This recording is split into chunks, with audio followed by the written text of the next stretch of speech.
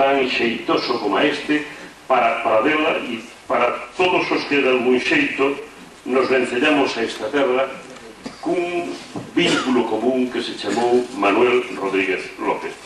Nunca me cansarei de decir que o Concello de Paradela demostra, a través do seu alcalde, que a fin de contas é o seu primeiro representante, o Concello de Paradela demostra unha sensibilidade especial que eu creo que é o primeiro que teñen que demostrar os concellos.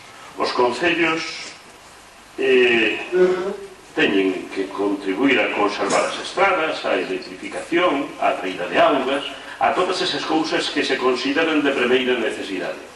Pero os concellos tamén poden e deben atender a parte do material, o espiritual, esa cousa que nos ferve por dentro, que podemos chamar alma, espírito, vida, o que seña, pero que tamén desde a esfera local se pode e se debe atender.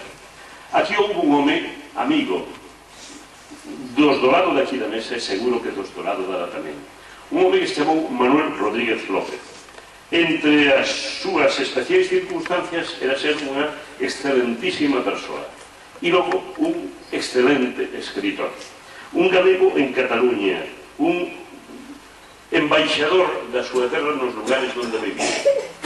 Cando desapareceu fai, agora xa, hai que decir, tanto tempo, o Concello de Paradela retomou, ou lembrando a súa memoria, adoptou darlle o nome a esta casa, o seu nome, e facer cada ano un certame literario que se chama Manolo Oreste Rodríguez López, na súa memoria. Iso fai que, como mínimo, unha vez ao ano, nos xuntemos todos aquí para honrar a Manuel Rodríguez López, para honrar a literatura e para honrar tamén a Paradela por saber recoñecer os valores que ali ten.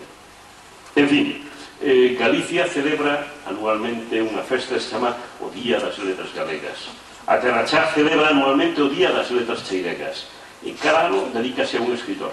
Paradela, cada ano, celebra o Día das Letras de Paradela, dedicado tamén ao seu primeiro escritor. Coido que é unha ocasión perfecta para empezar con un aplauso á lembranza de Manolo, un aplauso á cultura de Paradela, un aplauso, a fin de contas, a Paradela por saber ser e estar no mundo da cultura e no mundo de Galicia.